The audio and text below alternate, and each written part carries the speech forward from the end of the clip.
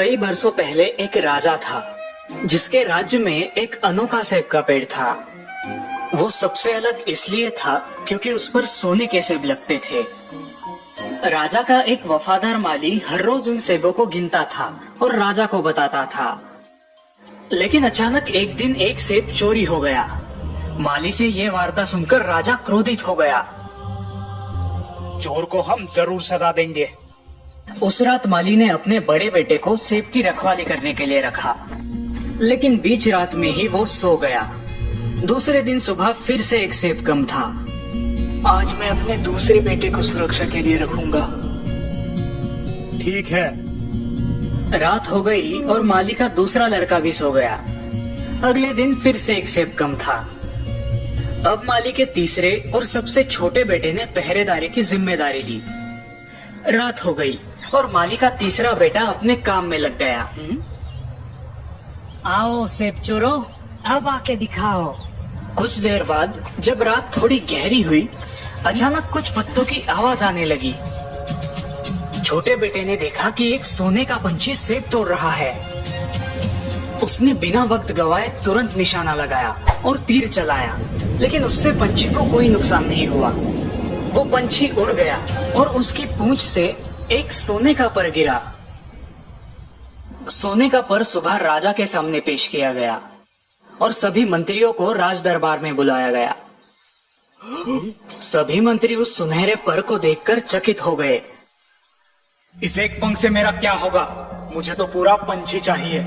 मेरे दरबार में ऐसा बहादुर कौन है जो मेरे सामने पंछी को पेश करे? माली का बड़ा बेटा आगे आया और उसने इसकी जिम्मेदारी उठाई। शाबाश। माली का बड़ा बेटा जंगल की ओर उस सोने के पंछी की तलाश में चल पड़ा। वो जंगल के रास्ते गुजर ही रहा था कि तभी उसने बीच रास्ते में एक लोमड़ी को देखा। उसे देखकर लड़के ने अपने तीर से उस पर निशाना लगाया। कृपा करके मुझे मत मारो, मैं तुम्हारे काम आ सकती हूँ। तुम उस सोने के पंछी की तलाश में निकले हो ना? हाँ। मेरी बात ध्यान से सुनो। तुम यहाँ से सीधे चलते चलते शाम तक एक गांव में पहुँचोगे, जहाँ तुम्हें एक बहुत बड़ी और खूबसूरत हवेली दिखाई पड़ेगी और उसके ठीक सामने एक झोपड़ी दिखाई देगी। तुम रात को ठहरने के लिए उस झोपड़ी को चुनना। माली का बेटा थोड़ी सोच में पड़ा। उसे लगा कि यह लोमड़ी की कोई चाल होगी, इसलिए उसने लोमड़ी पर तीर चलाया, लेकिन वो चूक गया और लोमड़ी वहां से भाग गई। माली का बेटा अपने रास्ते चल पड़ा। आगे जाकर उसे एक महल और झोपड़ी दिखाई दी जो बिल्कुल उस लोमड़ी ने कही वैसी ही थी। उसने देखा कि महल की तरफ लोग गा रहे थे, नाच रहे थे और बढ़िया खाना खा रहे थे। वही दूसरी तरफ गरीबी और उदासीनता नजर आ रही थी। ये देखकर उसने सोचा, अगर मैं इस झोपड़ी वाले घर की तरफ गया तो ये मेरी बहुत बड़ी बेवकूफी होगी। इसलिए वो उस महल की तरफ गया जहाँ उसने खाया पिया और आराम किया। इस दरमियान वो उस सोने के पंछी और अपने राज्य के बारे में सब भूल गया था। इसी बीच बहुत समय बीत गया और बड़ा बेटा कभी वापस नहीं आया।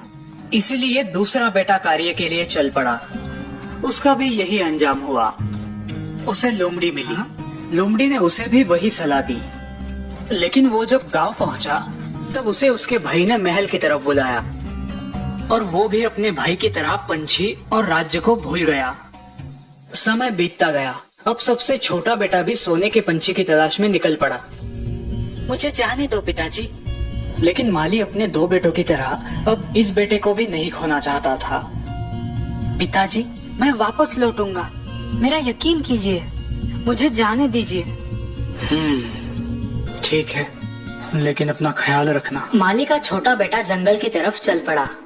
रास्ते में उसे वही लोमड़ी मिली जो उसके भाइयों को मिली थी। उस लोमड़ी ने उसे भी वही सलाह दी।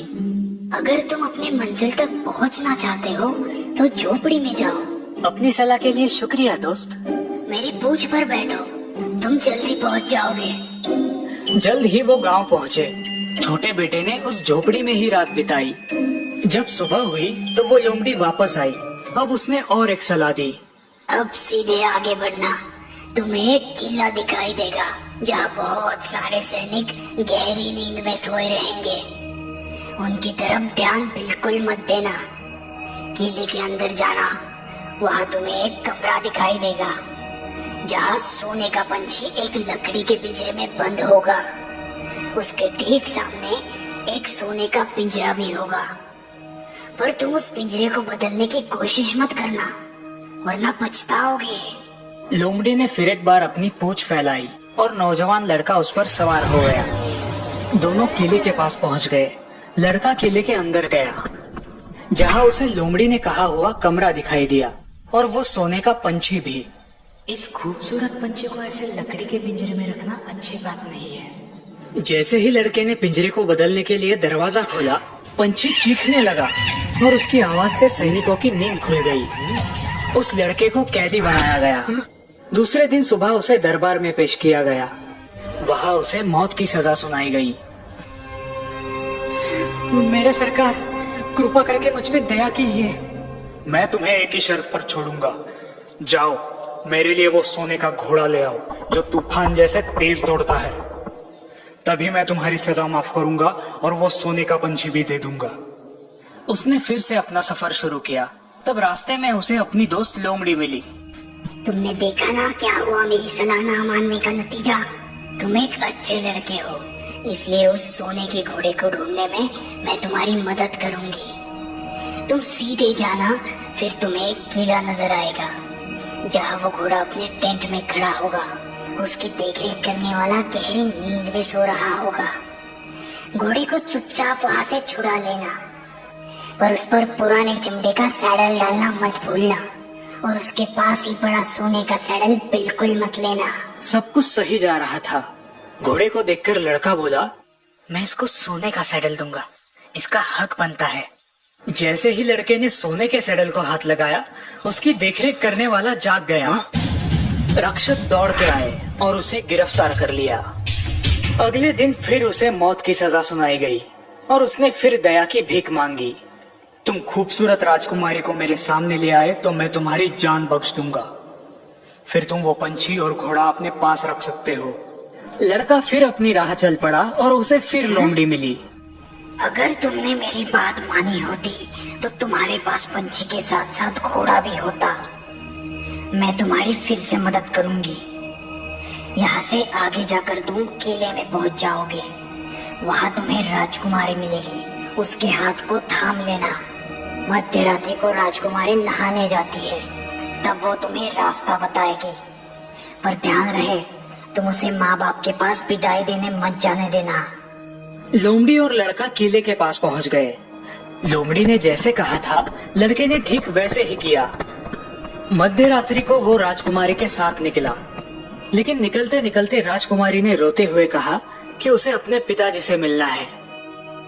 आखिर लड़के ने उसकी बात मान ली, लेकिन जैसे ही वो अपने पिताजी से मिलने आई, लड़के को फिर से कैदी बना लिया गया। तुम मेरी बेटी को तब तक नहीं ले जा सकते जब तक तुम सामने वाले पहाड़ को 8 दिन में तोड़कर नहीं हटा दे। वो पहाड़ इतना विशाल था कि लड़का अकेले वो काम नहीं कर सकता था। 7 दिन होने के बाद भी वो पहाड़ का कुछ ही हिस्सा तोड़ पाया। निराश होकर वो वहाँ पर बैठा ही था कि तभी अचानक उसकी दोस्त लोमड़ी वहाँ पर आ गई। तुम सो जाओ, मैं ये तुम्हारा काम कर देती हूँ। और सुबह होते ही पहाड़ गायब था। राजा ने खुशी खुशी उसे अपनी बेटी सौंप दी। नौजवान और राजकुमारी वहाँ से चल पड़े। रास्ते में उनकी मुलाकात फिर से उसी लोमड़ी से हुई। अब तुम तीनों को ले जा सकते हो, राजकुमारी, घोड़ा और पंछी भी। सच? पर कैसे? ध्यान से सुनो। तुम राजा के पास जाओ और उसे राजकुमारी दे दो, वो बहुत खुश होगा। फिर तुम घोड़े पर सवार होना और उनसे विदा लेना। राजकुमारी से आखिर में हाथ मिलाना और तभी झट से उस घोड़े पर बैठना और जितना तेज हो सके वहां से निकलना। उसके बाद दूसरे किले में जाना जहाँ पंछी है। मैं राजकुमारी के साथ बाहर रुकूंगी। तुम घोड़े को दयालु राजा को दिखाना, फिर वो पंछी को बाहर ले आएगा। उससे पंछी देखने के लिए मांगना। जैसे ही तुम्हारे हाथ में पंछी आएगा, तुम वहां से निकल जाना। जैसे लोमड़ी ने कहा, सब कुछ वैसे ही हुआ। तुम्हारा शुक्रिया मेरी प्यारी दोस्त।